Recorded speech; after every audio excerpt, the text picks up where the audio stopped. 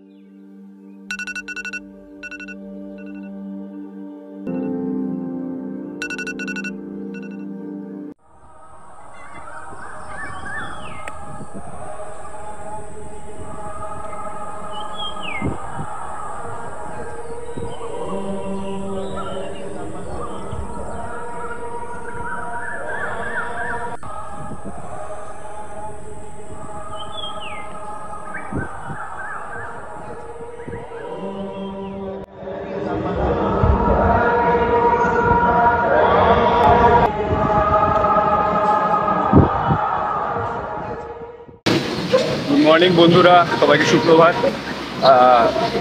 আজকের দিনে কি আর কোনো বাঙালি ঘুমিয়ে থাকতে পারে? সবাইকে জানাই শুভ মহালয়ার অনেক অনেক শুভেচ্ছা। তো আজ উঠে গেছি, এখন বাজে ঘড়িতে 5টা। তো এখন যাচ্ছি ভূতনাথে এবং তোমাদের সাথে শেয়ার করব এই গঙ্গা স্নান তর্পণ। তো চলো যাওয়া যাক। মানে এত দারুণ লাগছে ভোরবেলা উঠে, আর মানে এই যে চারিদিকে যে বাজছে মহালয়া যে মহালয়া বাজছে, কি দারুণ লাগছে। মানে বৃষ্টি পড়া চালু হয়ে গেছে, কি বৃষ্টি পড়ছে, জমজমিয়ে বৃষ্টি শুরু হয়ে গেছে। বেরোলাম ভূতনাথ যাওয়ার জন্য, আর দেখো কি জোরে জোরে বৃষ্টি নেমে গেছে। এখন একটা জায়গায় একটা ছেলের তলায় দাঁড়িয়ে আছি। তো ওয়েদারটা বেশ ভালোই ছিল, সকালবেলা উঠলাম, আর এখন এত জোরে বৃষ্টি নেমে গেলে এখন মনে হচ্ছে ভিজে ভিজেই যেতে হবে। দাঁড়িয়ে যাই না কি হবে, মুসলধারে বৃষ্টি পড়ছে পুরো।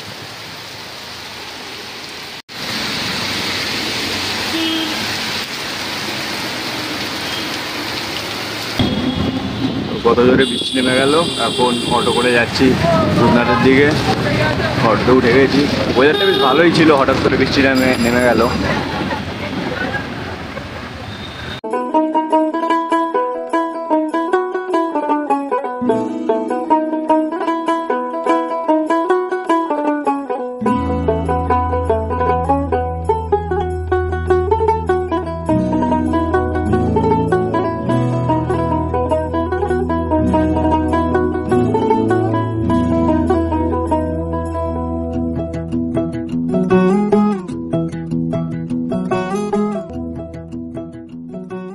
ফাইনালি চলে এসেছি ভূতনাথ। গরম গরম চায়ের সাথে দিনটা শুরু করা যাক। চাটা খেয়ে নিই, তারপরে তোমাদের সাথে আরও কথা হচ্ছে, আরও তোমাদেরকে দেখাচ্ছি। এই বৃষ্টির মধ্যে অটো করে জাস্ট এই ভূতনাথ এসে পৌঁছালাম। এখন একটু চাটা খেয়ে নিই, তারপরে আবার কথা হচ্ছে।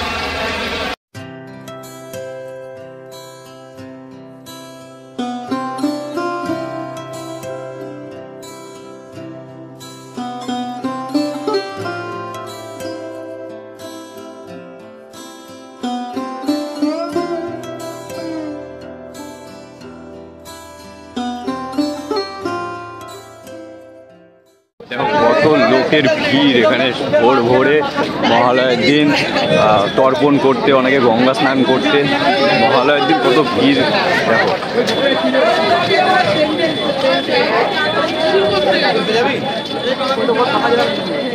বৃষ্টিতে কিন্তু ওয়েদারটা, বৃষ্টির হওয়ার জন্য ওয়েদারটা আরও বেশি ভালো লাগছে।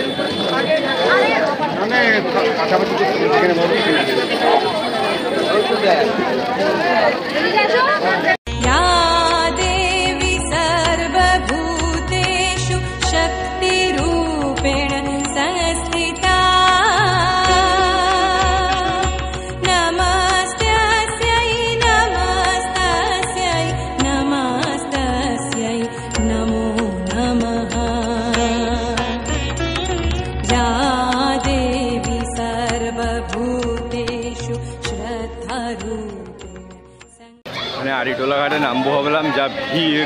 এখন যাচ্ছি শোভাবাজারের দিকে, প্রচণ্ড ভিড় ঘাটে। এই ঘাটটা থেকেই ফাঁকা আছে নাকি।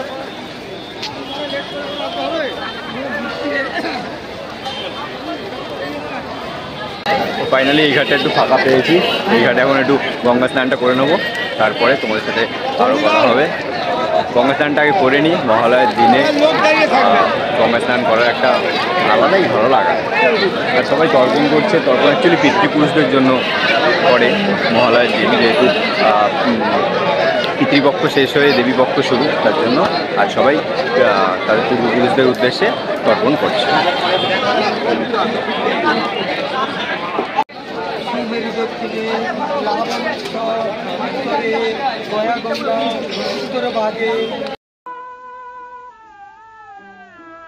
মহালয়ার দিন দেবতা, ঋষি বা পিতৃপুরুষদের কাছে পূর্বপুরুষদের সন্তুষ্ট করতে কালো তিল মিশ্রিত জল নিবেদনের প্রক্রিয়াকে তর্পণ বলা হয়।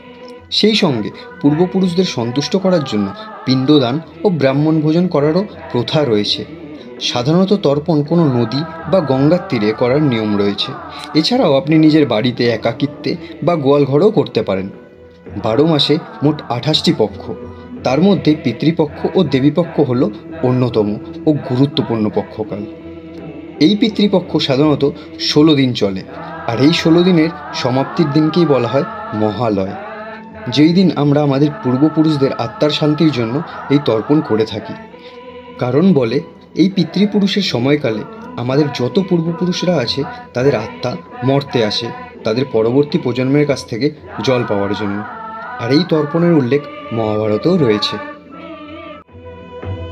আশ্বিনের শারদ প্রাতে বেজে উঠেছে আলোকমঞ্জিত, ধরণীর বহিরাকাশে অন্তরিত মেঘমালা, প্রকৃতির অন্তরাকাশে জাগরিত জ্যোতির্ময়ী জগন্মাতার আগমন বার্তা।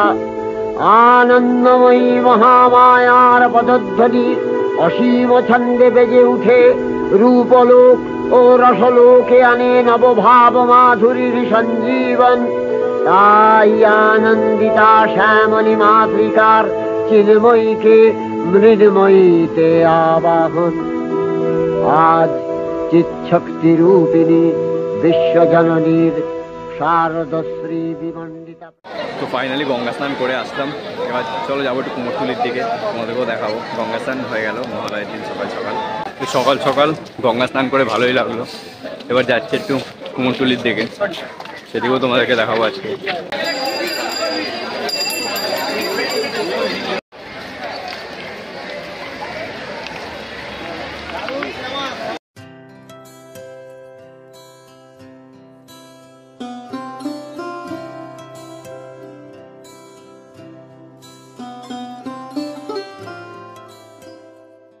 অবিভক্ত বাংলায় প্রথম দুর্গাপুজো চালু করেন মহারাজা কৃষ্ণচন্দ্র। পলাশির যুদ্ধে ইস্ট ইন্ডিয়া কোম্পানির জয়ের পর তারা গোবিন্দপুরে ফোর্ট উইলিয়াম বানানোর সিদ্ধান্ত নেয় এবং সেখানকার মানুষদেরকে সুতানুটি এলাকায় নিয়ে এসে পেশাভিত্তিক এলাকায় ভাগ করে থাকতে দেওয়া হয়, যেমন সুরিপাড়া, আহিরিটোলা, কুমোরটুলি ইত্যাদি। 1757-তে শোভাবাজার রাজবাড়ির রাজা নবকৃষ্ণদেব কলকাতায় প্রথম দুর্গাপুজো শুরু করেন এবং আস্তে আস্তে নবদ্বীপ, কৃষ্ণনগর, শান্তিপুর এলাকার কুমোররা ভালো আয়ের আশায় কলকাতায় এসে থাকতে শুরু করে। এরপর আস্তে আস্তে ধনী সম্প্রদায়ের বাড়িতে প্রতিমা পুজোর প্রচলন বাড়তে থাকে এবং কুমোরটুলি প্রতিমা নির্মাণের অন্যতম কেন্দ্র হয়ে ওঠে। কুমোরটুলির ভেতরে ভিড়ে ভিড়।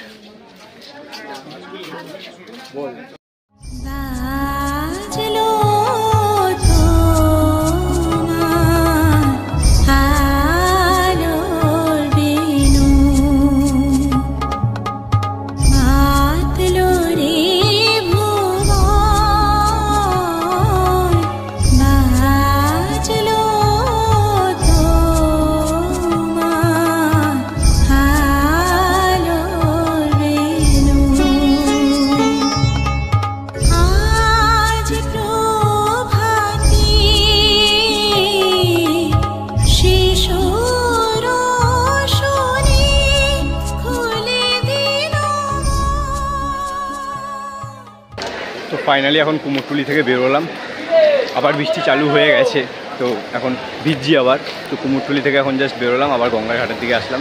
তো ভিডিওটা এই পর্যন্তই ছিল। যাদের ভালো লাগলো কী করতে হবে তোমরা জানো, লাইক কমেন্ট সাবস্ক্রাইব, আর নেক্সট ভিডিও খুব তাড়াতাড়ি আসবে। তো ততক্ষণ টাটা, বাই বাই।